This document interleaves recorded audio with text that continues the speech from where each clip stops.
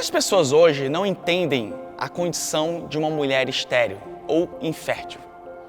Desde o início da humanidade, existe um enorme preconceito sobre essas mulheres que não podem dar filhos, como se isso fosse algo que elas escolheram para si. Na verdade, a infertilidade é uma doença que tem cura e que todas essas mulheres que hoje encontram com essa dificuldade de gerar uma criança, elas não querem estar nessas condições. O que elas mais querem é gerar filhos. Só que ao longo de todos esses anos da humanidade, parece que as coisas não mudaram. Toda família provavelmente tem alguém que sofreu ou sofre algum preconceito pelo fato de não conseguir gerar uma criança. E isso é extremamente doloroso, amargurante para todas essas mulheres que sofrem por uma condição de que, claro, elas nunca gostariam de estar.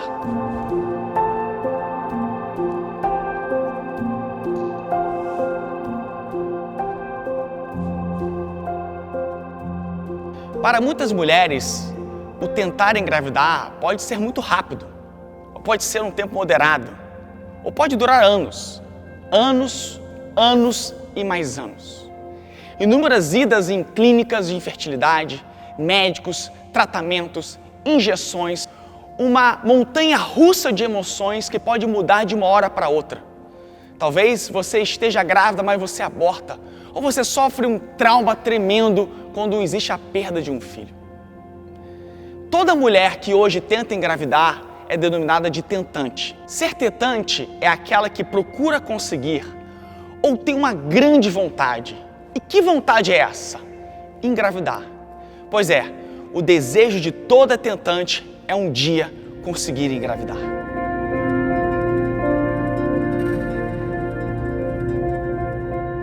Por toda a Bíblia existem inúmeras histórias de tentantes.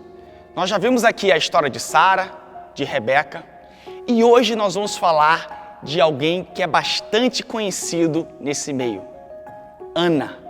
Hoje nós vamos falar sobre a história de Ana. E quem foi Ana? Ana era uma mulher tentante. Só que Ana era casada com um homem que tinha uma outra mulher. Naquele tempo você podia ter outra mulher. A sua maior concorrente se chamava Penina. E a Bíblia é taxativa quando fala o seguinte, lá em Samuel capítulo 1, versículo 2, quando diz o seguinte: Penina tinha filhos, porém Ana não tinha.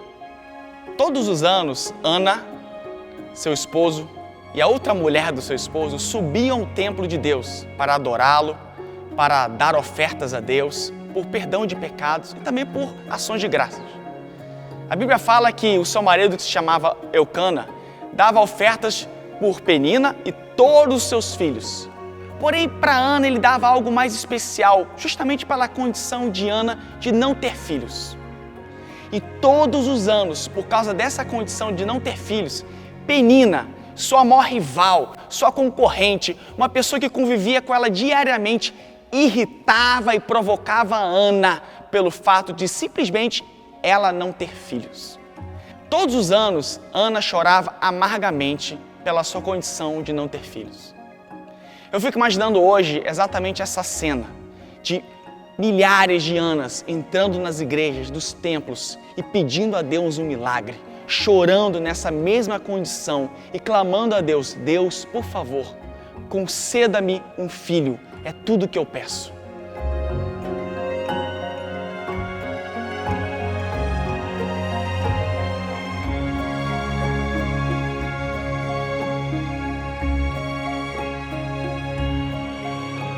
Ana era uma mulher persistente, ela não desistia. E mesmo angustiada, atribulada, ela ia ano após ano ao templo buscando a Deus, para que um dia a sua madre fosse aberta. Ela era um grande exemplo para nós, porque mesmo vivendo sobre essa condição de grande angústia e tribulação, ela sempre acreditava de que um dia, o seu milagre ia chegar. E de fato isso aconteceu. No momento de extrema angústia e dor, Ana faz uma promessa. Ela disse: Deus, se você me der um filho, eu vou entregar esse filho para você.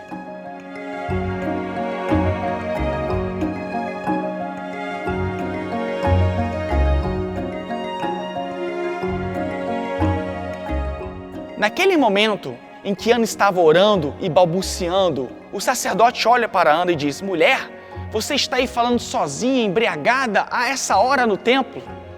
Mas Ana poderia ter uma resposta completamente diferente da que ela teve. Ana poderia falar assim para o sacerdote: você está maluco?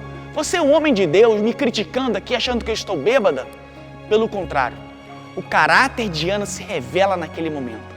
Ao invés de ela criticar o sacerdote, ela se humilha ainda mais perante Deus e diz: não, meu Senhor, eu sou uma mulher atribulada, eu sou uma mulher angustiada, e o que eu mais peço é um filho diante de Deus. Naquele momento, o coração do sacerdote é tocado pelo temor na qual Ana tem diante de Deus. E ele olha para Ana e diz: vai, mulher, que o Senhor conceda aquilo que você tanto deseja. Como um passe de mágica, como algo assim milagroso, porque realmente esse é o poder da palavra. Quando existe uma bênção, um propósito nisso, Ana muda completamente o seu semblante. De uma mulher angustiada, de uma mulher atribulada, de uma mulher teoricamente infértil, ela saiu de lá acreditando que a sua promessa de fato iria acontecer. E de fato, naquela mesma noite aconteceu. Quando Ana, o seu marido e a sua companheira ali, nesse sentido, não é? Saíram daquele lugar, meio que um coito programado, feito por Deus, Eucana, o seu marido, namorou com Ana. E naquele momento a Bíblia fala: Deus visitou a Ana e abriu a sua madre.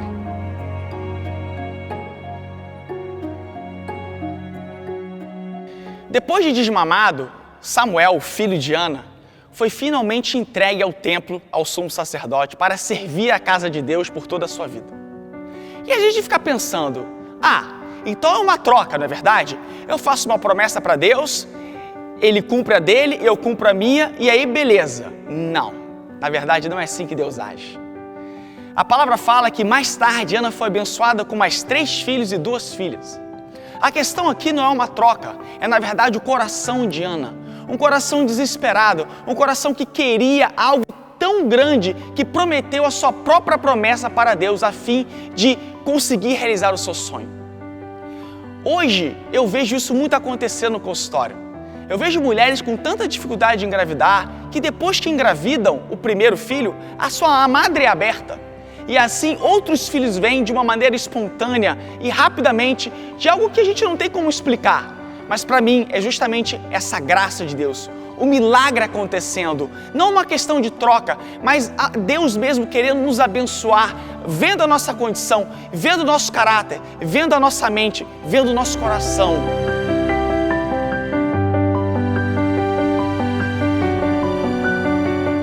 Uma outra grande lição nessa história de Ana foi o cumprimento da promessa.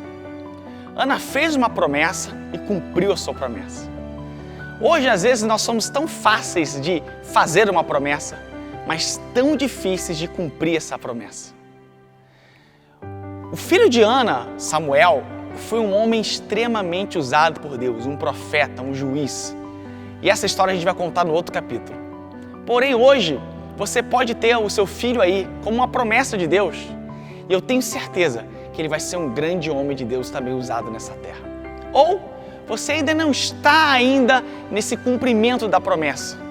E talvez você anseie em cumprir a sua promessa, mas talvez a promessa de Deus ainda não foi cumprida na sua vida. Por isso, tenha paciência, tenha calma, tenha perseverança, tenha o coração de Ana. Tema ao Senhor. Entenda, no tempo certo, no devido lugar, Deus vai te abençoar. Ele pode usar o médico, ele pode usar um tratamento, ele pode usar um amigo, pode usar uma amiga, pode usar o seu marido, pode usar qualquer pessoa para que essa promessa se cumpra na sua vida. Basta você acreditar, continuar crendo, porque aquele que te prometeu é fiel para cumprir.